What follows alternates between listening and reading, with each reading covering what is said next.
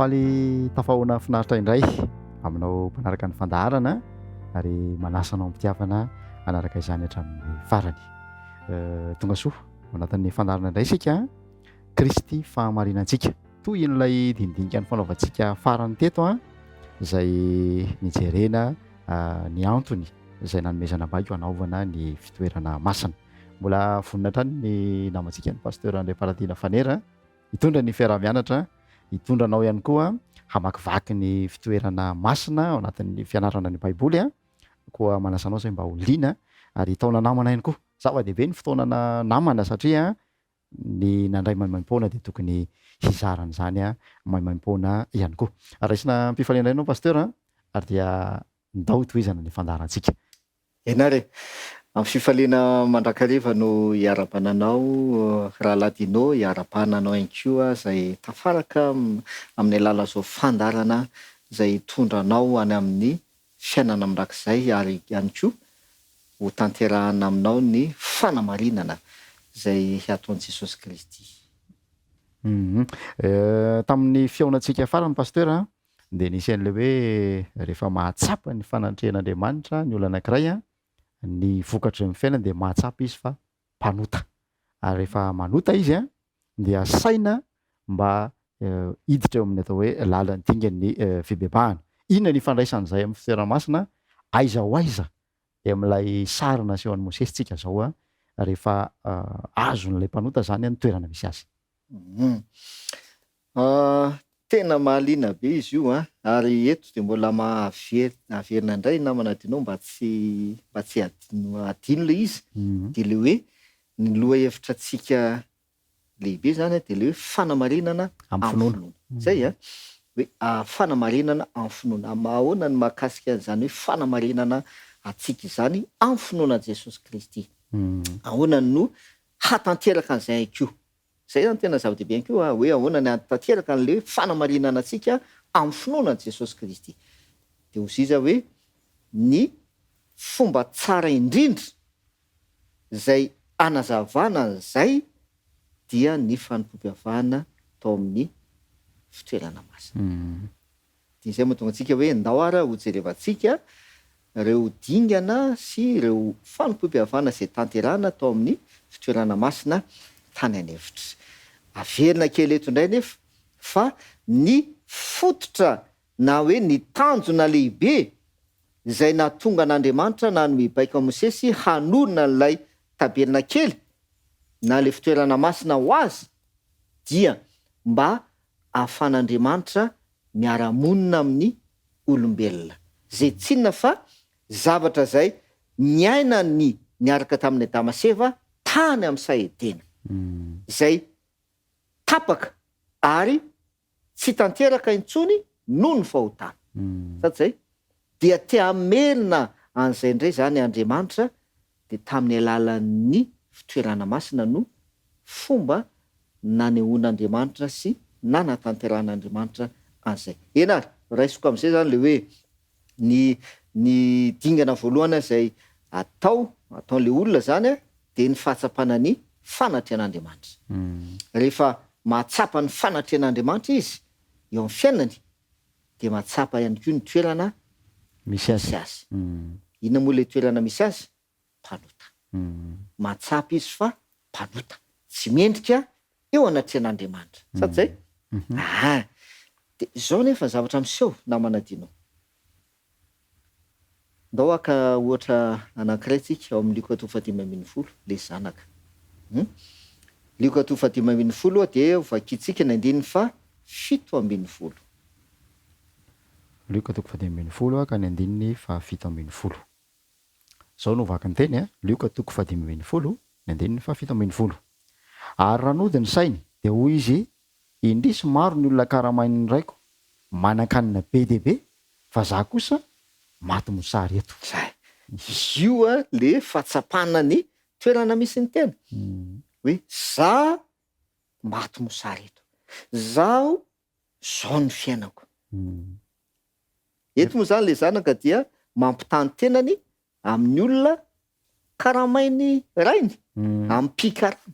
Mampalahelo be le zavatra miseho mampitany tenany izy amin'ny pikarama, amin'ny olona karaman'le rainy, nefa izy zanaka fa tsy pikarama. Azonaonadinao hoe le izy fa lesona raisika eto zany ho an'le zanaka de zavatra anankiroa, raha nody ny sainy, zay ny voalohany indrindra, nody ny sainy, zay le fahatsapana. Avy eo tsapany le toerana misy azy, izao maty mosareto. Dikan'izay raha tsy ataontsika hoe raha tsy mandray fanapahan-kevitra zany de maty eo, dia tavela eo. Dina tokoa zavatra nataony. 2:8. 2:8 milioka toko fa 5:10 zao no vavaky ny teny. Iainga aho dia ody any amin'ny raiko ka hanao aminao hoe raiko efa nanota tamin'ny lanitra sy teo anatrehanao aho. Toiso 2:9. Ka tsy mendrika atao hoe zanakao intsony, fa ataovy tahaka ny anankiray amin'ny olona karamainao aho. Rehefa natsapa izy, nody ny sainy, tsapa ny toerana misy azy hoe maty eto aho, eto amin'ity toerana zao, raha tsy mandray fanapahan-kevitra dia miainga izy ozy izy, miainga izy dia nody any amin'ny rainy. Namana dinao eto zany de miteny antsika mihitsy hoe dingana amin'ny fanamarinana antsika de zao ny fahatsapahanao ny toerana misy anao.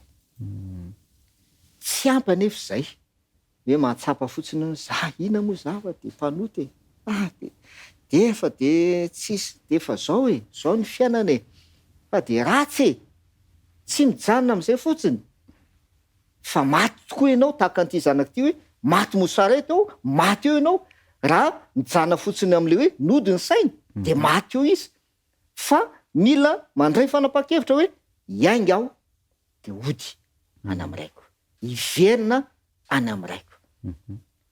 Ndao raha izy iverintsika any am'le amin'ny fanompoam-pivavahana ny fitoerana masina. Rehefa natsapa ny fanatrehan'Andriamanitra ny zanak'Israely tam'izany de fantany ihany koa fa nanota izy teo anatrehan'Andriamanitra. Andriamanitra manatrika azy amin'ny alalan'ilay tabernakely. Izy anefa manodidina an'le tabernakely ny trano lain'ny zanak'Israely, manota izy any amin'ny lainy ihany, manao fahotana. De noho ny fisian'le tabernakely zay mampiseho ny fanatrehan'Andriamanitra, tonga de tsapany hoe tena nanota, manatrika eto kay Andriamanitra, za nanota. De inona zavatra atao miaraka am'le fahatsapana? Fanapahan-kevitra. De ny atao miditra ao amin'ny tabernakely. Manapa-kevitra anantona an'Andriamanitra. Anantona an'Andriamanitra. Ary rehefa anantona an'Andriamanitra ianao, rehefa mahatsapa ny tenanao fampanota ka manapa-kevitra ny anantona an'Andriamanitra, eo am'izay ny miditra ity dingana anankiray ity. Ao amin'ny Jaona no vakiantsika. Jaona 2:7 ny 7:20. Jaona 2:1 ka ny 7:20. Zao no vaky ny teny. Jaona 2:1 ny 7:20. Noho ny ampitso dia nahitan'i Jesosy avy manatona azy Jaona, ka de hoy izy, indro ny zanak'ondrin'Andriamanitra zay manaisotra ny fahotany zao tontolo izao. Zay. De ny ataon'le zanak'Israely rehefa mahatsapa izy fampanota ka te hiverina amin'Andriamanitra indray, tsy maintsy maka zanak'ondry. Tsy maintsy maka zanak'ondry izy ary mitondra le zanak'ondry izy miditra ao amin'ny fitoerana masina. Mampiseho izy le zanak'ondry? Jesosy. Vakianao io. Jesosy. Zanak'ondrin'Andriamanitra zay manaisotra ny fahotany zao tontolo zao. Namana dinao eto zany de fampizahantsika hoe ndraindray betsaka ny olona no mijanona fotsiny eo am'le fahatsapana. Tsapa ny fampanota izy, nody ihany ny sainy, nody ihany ny sainy, de fantany ny zavatra nataony sy ny toerana zay misy azy, fa tsy moroso am'le dingana de le maka an'le zanak'ondry. Zay hanaisotra an'le fahotany zao tontolo zao. De tsy iza fa Jesosy. De zao nefa mahafinaritra be le fanompoam-pivavahana amin'ny fitoerana masina satria ao amin'ny Exodosy 8:20 andiny ny fahavalo amby telopolo sy ny fahasy amby telopolo de misy toe-javatra zay efa niseho kay voalaza ao. Ndao mba vakitsika kely Exodus toko fa sivy amby roapolo de ny andiny ny fahavalo amby telopolo sy ny fahasivy amby telopolo. Exodus toko fa sivy amby roapolo de ny andininy fahavalo amby telopolo sy ny andininy fahasivy amby telopolo. Exodus toko fa sivy amby roapolo ny andininy fahavalo amby telopolo sy ny andininy fahasivy amby telopolo. Zao no vaky ny teny. Ary izao no aterinareo ambonin'ny altara zanak'ondry roa izay iray taona isan'andro isan'andro. Ny zanak'ondry iray aterinao no ny maraina ary ny zanak'ondry iray koa aterinao no ny hariva. Mpisonina no lazainy eto. Teo zizy Andriamanitra. Izao no aterinareo ambonin'ny altara o zizy. Dia zanak'ondry Roa. Zanak'ondry ray aterina maraina, zanak'ondry ray Aterina amin'ny hariva. aterina ny hariva. Ny zavatra amin'izao zany namana de no de ohatrotra zao. Isa maraina sy isakariva ny mpisonina de manatitra zanak'ondry. Mbola tsy misy akory zanak'Israely zay nanota ka natsapa ny fahotany ka tonga hiverina amin'Andriamanitra sy anatona an'Andriamanitra angataka famelan-keloka hiditra ao amin'ilay fitoerana masina dia efa nanao fanatitra zanak'ondry ny mpisonina maraina. Azony namana dinao tsara za? Efa nanao fanatitra zanak'ondry ny mpisonina maraina. Mbola tsisy akory zanak'Israely natsapa ny fahotany. Inona ny ifandraisan'izay am'le mpanota am'izao zany ny fiainantsika zao sy ilay zanak'ondry n'Andriamanitra resahan'ny Jaona? Ny ifandraisan'ly zany de zao hoe alao tena Andriamanitra no asiantsika mamaily anazy hoe inona ny tena tiany olazaina am'izay. Romanina toko fahadimy andiny fahavalo. Romanina toko fahadimy ka ny andininy fahavalo. Zao no vaky ny teny. Romanina toko fahadimy ny andininy fahavalo. Fa Andriamanitra mampiseho ny fitiavany antsika fa fony mbola mpanota isika de maty hamonjy antsika Kristy. Zay nytika. Fony mbola mpanota isika dia maty hamonjy antsika Kristy. Fony mbola tsy mibebaka akory le zanak'Israely, fony mbola tsy nahatsapa ny fahotany izy de efa maty Kristy. Le zanak'ondry maraina io. Le zanak'ondry maraina. Maty Kristy. Zany hoe efa azo antoka zany amin'ny alalan'ilay zanak'ondry zay vonoan'ny mpisonina maraina, azo antoka zany ny famelan-keloka. Fa eo namana dinao no mipetraka le dingana hoe mba azahoan'ilay olona ale famelan-keloka de mila mitondra manaiky mandray zanak'ondry koa izy, mitondra zanak'ondry de manatona ny tabernankely. Zay. Fa raha tahiny zany hoe misy olona nanota tao amin'ny zanak'Israely nanota, tsy niaiky izy, tsy mibebaka izy, le zanak'ondry maraina nefa efa maty. Zay le hoe ny famonjenantsika tompoko dia efa azo antoka ao amin'i Jesosy. Fa mba azahoanao an'le famonjena de nao mila manaiky ary mila mandray an'le zanak'ondry. Zay zany izy. De zay le Jaona toko fahatelo andiny fenina ambin'ny folo manao hoe fa toy izao ny tiavan'Andriamanitra zao tontolo zao, nomeny ny zanan'ilay tokana, nomena an'izao tontolo izao Jesosy, efa maty Kristy, fony mbola mpanotsika. Dikan'izay azo ny olona rehetra atao ny ovavonjy. Sa zay? Azo ny olona rehetra atao ny ovavonjy satria Jesosy efa maty. Le zanak'ondry maraina io zany. Na bebaka ianao na tsy mibebaka ianao, efa maty ho an'ny zao tontolo zao Jesosy. Zay. Fa mba azahoanao an'le famonjena de zay le hoe mba tsy ho very zay rehetra mino azy. Mino azy. Fantanina kely ary hoe le manosika an'io mpanota io hiditra ao ve zany efa finoana n'le zanak'ondry. Zay indrindra le mpisorona efa nanao fanatitra maraina nanota le olona de amin'ny alalan'ny finoana le fanatitra zay nataon'le mpisorona tamin'ny maraina no hanatonany ny fitoerana masina amin'ny finoana n'le fanatitra zay natao tamin'ny maraina zay tandindron' Jesosy Kristy de zay mahatonga azy manatona ka tia azo an'lay famonjena sy famelan-keloka. Inona zany mazava-dozan'le hoe conscient ny mpanota anankiray fa mijanona eo amin'izay toerana izay tsy mandray an'lay zanak'ondry, tsy hiditra ao amin'ny vavahady, tsy handray an'lay inona ny fatiantoka entin'izay eo amin'ny fiainan'ny mpanota anankiray. Mazava ho azy moa zany fa fatiantoka moa zany dia tsy tanteraka le famonjena.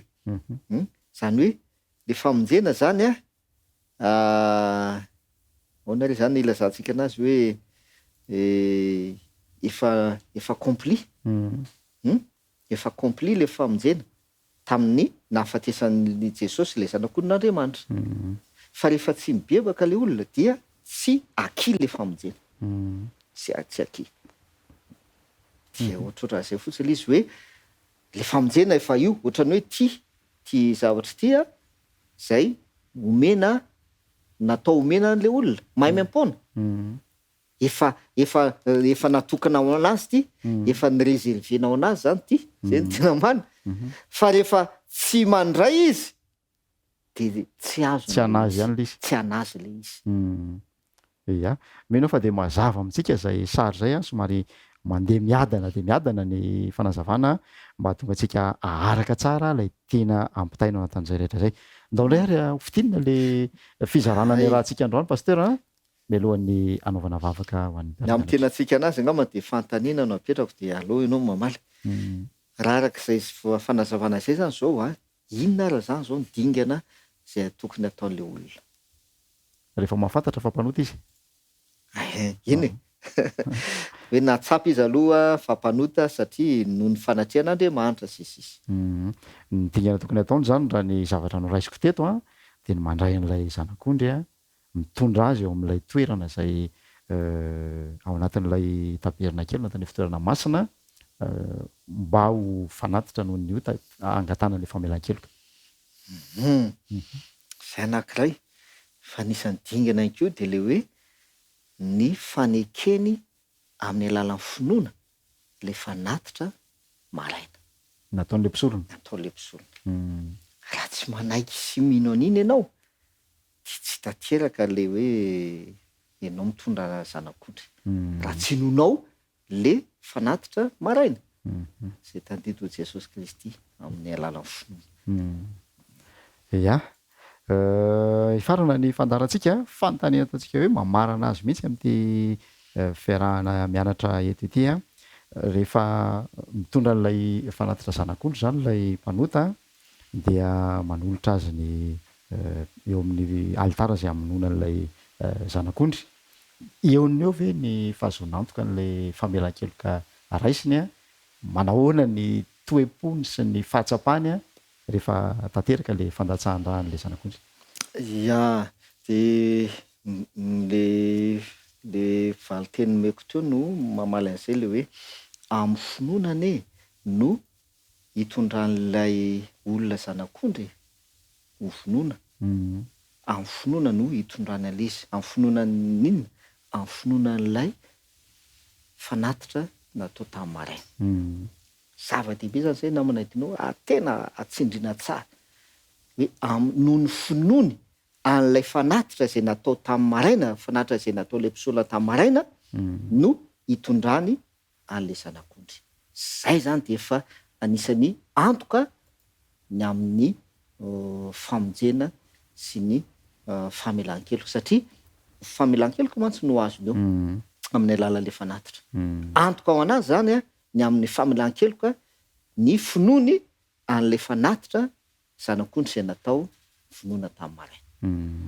Mbola eo midingana voalohany fotsiny amin'le sary zay resantsika zay a mbola hitoy ny fiara-mianatra fa ndao aloha entina mavaka zay ray amin'le patsy Vavatsika azy raha inaizany an-danitro misaotra noho ny teninao fantatray araka ny voalazan'ny teninao teo fa Jesosy Kristy ilay zanak'olon'Andriamanitra dia maty fony mbola mpanoty izay eny efa nanome antoka ny amin'ny famonjenanay Jesosy Kristy reseho lahatra ny amin'izany izay ary aoka ihany koa izahay mba hanaiky sy ino ny fanavotana izay nataon'i Jesosy ho anay tsirairay avy momba anay ankehitriny amin'ny anaran'i Jesosy amen. Dia ankasitrahanay ny faharitanao nanaraka ny fandarana hatramin'ny farany a isaorana betsaka ny koa ireo namana teknisianina izay nanao ny ainitsy ho zavatra mihitsy a tamin'ny fampitana ny sary sy ny feo a tany atoka hatramin'ny tany isaorana ny pasteur Leopoldina Fanera izay inoko fa mbola voninay araka amintsika amin'ny fiaonana manaraka mankasitraka pasteur mankasitraka miraso antsika rehetra